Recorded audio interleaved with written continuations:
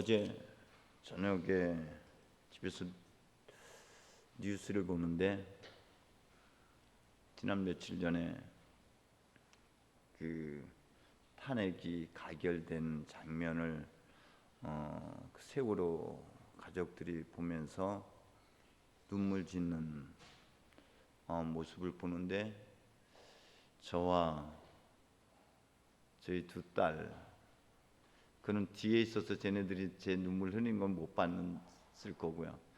두 아이가 울컥하고 흘리는 눈물, 제 눈에 흐르는 눈물,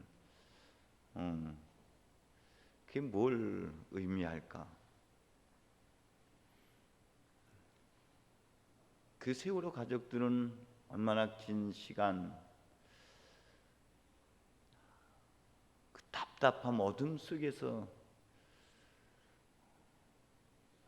몸부림쳤을까?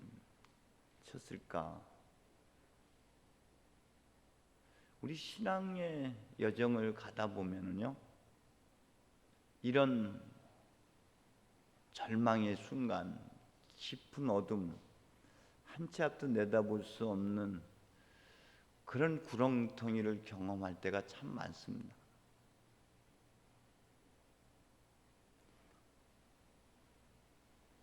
신앙의 길, 믿음의 여정을 간다는 것이 결코 넓고 평탄한 길이 아니라 좁고 험한 길, 고독의 길입니다.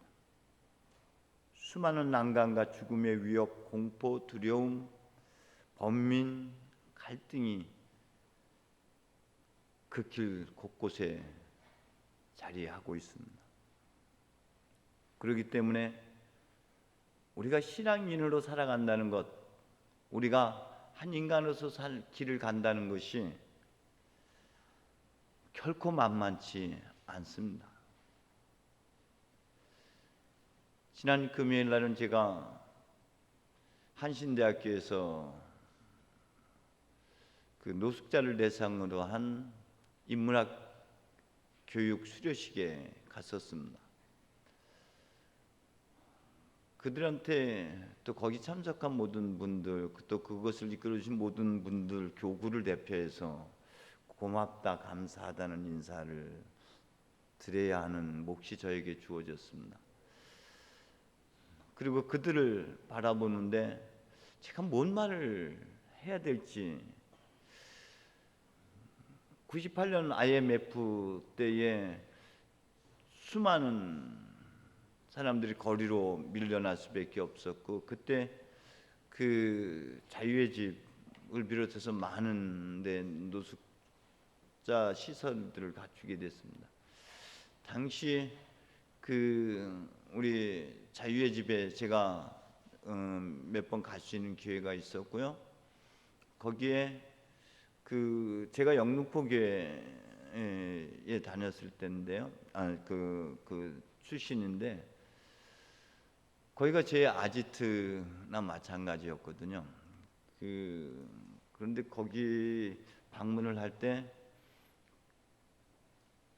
제 고등학교 동창 그 부인이 아주 열렬한 천주교 신자였어요. 그래서 그 신부님 혹시 거기 오게 되면은 저한테 연락을 주십시오 해서 이렇게 연락을 했어요. 우리 성공의 신자 같았으면 연락을 하면 오셨습니까? 잘 다녀오십시오 했을 텐데 천주교 신자는 성공의 신자하고 달랐어요. 제가 가니까 신부님 그냥 갈 수 없잖아요. 뭔가 가져가야 될 텐데 뭘 준비해 드릴까요? 그래서 노숙자들한테 가장 지금 필요한 게 뭘까요? 수로가 안주였어요. 제한테 떠올랐던 거는. 그래서 소주 안주에 적합하다고 생각하는 게 족발이었습니다. 그걸 몇 개 보따리를 싸갖고 와서 그거 가지고 들어가서 이제 미리 양해를 구하고 한 방에 들어가서 이제 그들하고 같이 밤새 먹고 마시고, 아침에 모습은 다 똑같았죠. 뭐 잘 때 제가 카라 끼고 잡니까? 카라 빼놓으니까 그 사람들이나 저나 뭐 몰골이 다 똑같죠. 밤새 그들하고 나누는 이야기 속에서 저들이 참 힘든 길을 살아왔구나. 그들 중에 재활할 수 있는 사람들과 재활할 수 없는 사람들은 분명히 나누어집니다. 재활할 수 있는 사람은 사랑하는 가족이 있다는 것입니다. 누군가가 가족이 있다는 건 누군가를 기대고 같이 사랑을 나눌 수 있는 가족이 있다는 사람들은 다 거기에서 재활할 수 있는 사람들이고요. 그리고 전문 노숙자로 갈 수밖에 없는 사람들은 가족으로부터 버림받은 사람, 가족이 없는 사람들, 그들은 여전히 그 길을 갈 수밖에 없는. 그래서 이번 인문학 교실에서도 30명이 시작해가지고 21명이 수료식을 하는데 그 중에서도 적어도 2-3명 정도는 그 자립으로 나간다고 합니다.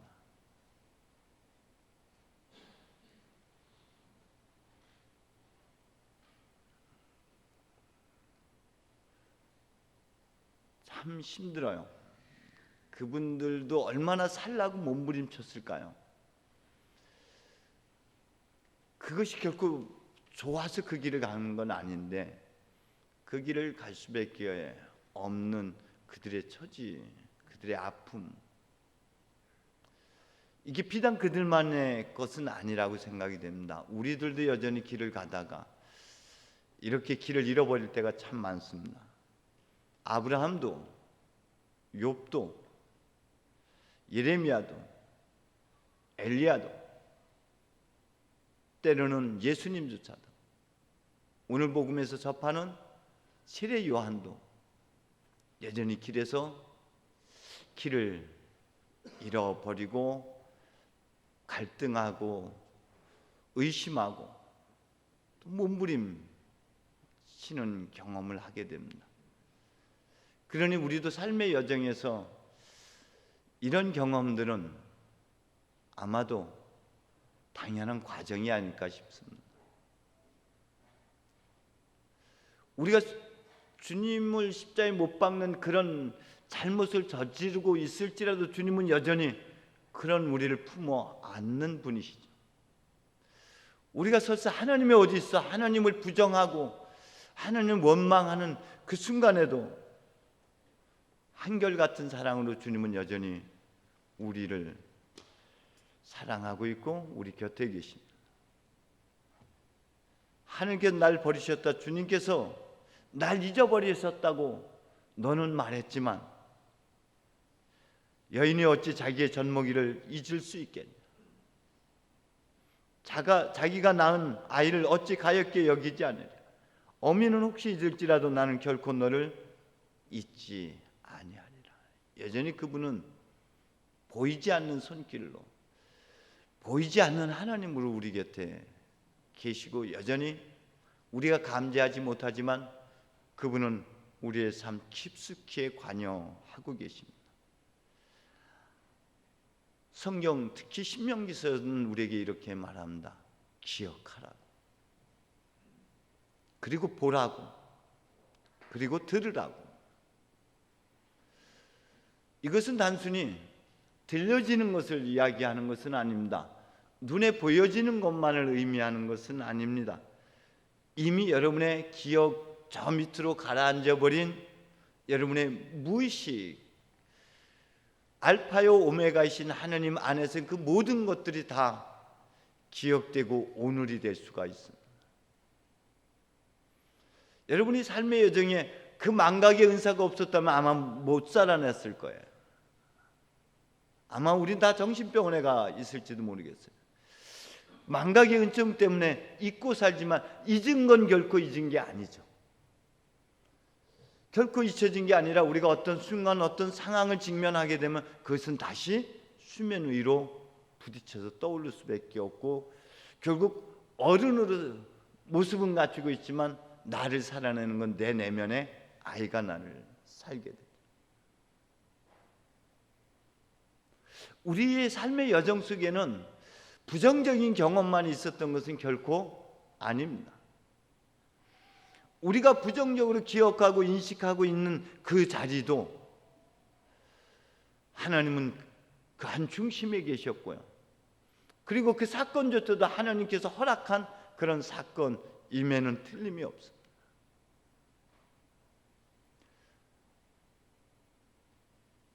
내가 하나님 다시는 당신한테 속지 않겠습니다. 절절히 하나님을 부정하던 예레미야조차도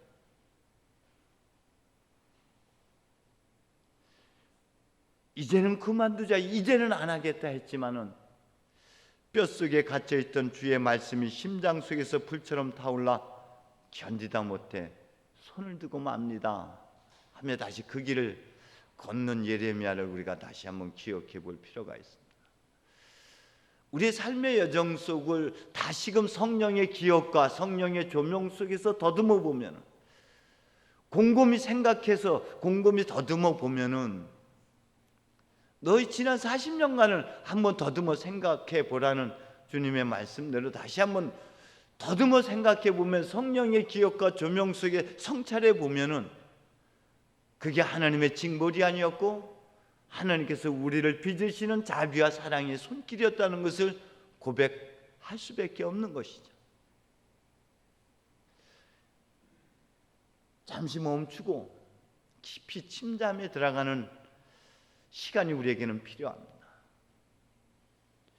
그것은 우리가 깊이 잠들었을 때도 그때이기도 하지만은요, 우리가 도무지 어떻게 해야 될지 모르는 그 절망의 순간이 또 그런 시간으로 우리를 또 이끌어 주기도 합니다.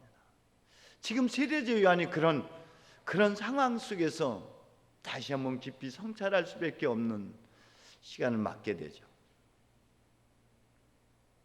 분명 세례 요한은 난 누구이고 어디에서 와서 어디로 가는지를 분명히 깨달은 사람입니다.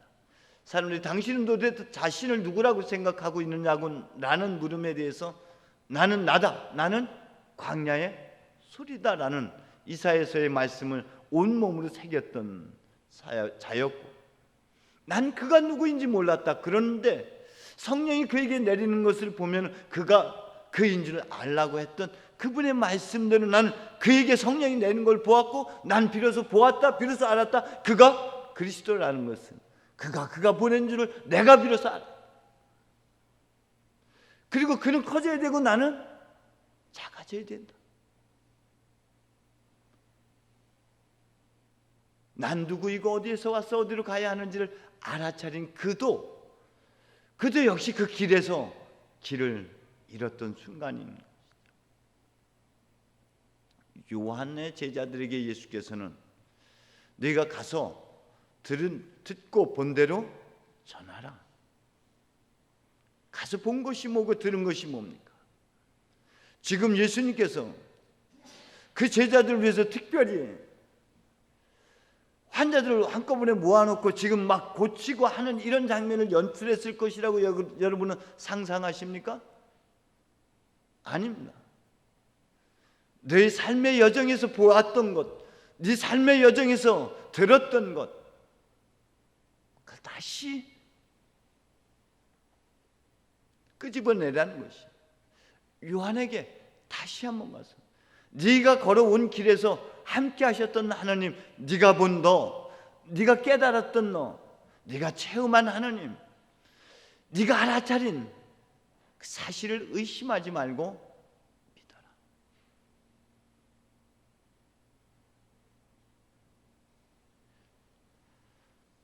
하나님은 어디 계십니까? 여러분 왜 신앙생활 합니까? 왜 교회 다니십니까?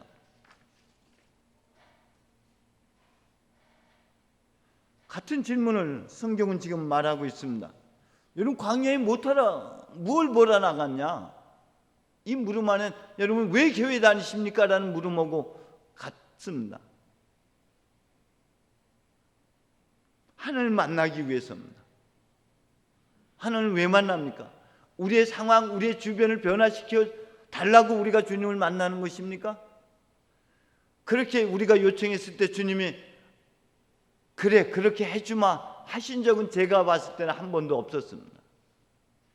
주님의 관심은 그 사람이 살고 있는 환경이 아니라 그 사람에게였습니다.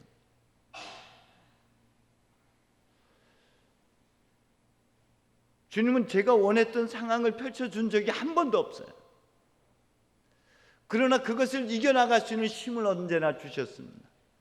그것을 새로운 각도, 다른 각도로 볼 수 있는 시야를 열어주셨고, 그것을 이겨나갈 수 있는, 그것을 주도적으로 끌어나갈 수 있는 힘을 제공해 주셨지 환경을 바꿔준 적이 없습니다. 주님을 만남으로 그의 삶의 태도와 관점이 바뀌어지고, 이것을 한마디로 변화라는 것입니다. 내가 변화하여 한참에 잃어버렸던 하나님의 영광을 다시 되찾아서 하나님으로, 하나님같이 하나님으로 살라고, 그렇게 살기 위해서 우리가 하나님을 만나는 거고, 그렇게 살라고 하나님께서 우리를 만나러 오시는 것이죠. 어저께부터 제가 다시 한번 저에게 묻습니다. 내가 한양교회에서 내가 어떤 사목을 해야 될 것이냐? 150명, 200명을 만드는 것이 내 목표여야 되느냐? 아니더라고요. 저는 그 한 사람을 만나서 한 사람의 가치관과 한 사람의 삶의 태도가 바뀌어진다면은 그것이 저는 제 역할을 다 하는 것이라고 생각했습니다. 그 가장 첫 번째는 내 자신의 변화인 것이죠. 내가 변화해야지 다른 사람들도 나를 보고 아, 하나님이 저렇게 역사하시는구나 하실 거라고 저는 믿습니다. 그렇기 때문에 여러분, 저를 위해서 끊임없이 기도해 주십시오. 여전히 모자라는 모습으로 여러분, 저는 살아가고 있습니다. 그러나 여러분의 기도가 더해진다면 저는 여러분 모두가 선글라스를 껴야지만 저를 볼 수 있는 사람으로 바뀌어질 줄로 믿습니다. 선글라스 살 돈이 없어서 아멘 안 하는 건가요? 아니면 나는 이대로 좋으니 그냥 그대로 살라고. 저는 이대로 괜찮습니까? 3명만 하면 나머지는 못마땅한데 지금 뭔가 시원찮은데, 그럼 제가 변하여 여러분들이 선글라스 껴야지만 나를 알아볼 수 있을 정도, 나를 쳐다볼 수 있을 정도로 변하기를 기대하십니까? 그럼 뭐 죽도 밥도 아닌 분들은 뭐예요? 저는 변하여 하나님처럼 하나님의 영광, 잃어버린 하나님의 영광을 되찾아가는 것, 내 본래 면목을 회복해서 그 하나님으로 살아가는 것이 저의 목표입니다. 그것이 하나님께서 저를 부르신 목적입니다. 그리고 하나님, 여러분이 교회 다니는 목적이기도 합니다. 내가 변하여 하나님의 본래의 성품, 본래의 모습을 되찾아서 그런 또 다른 하나님으로 살아내는 것이죠.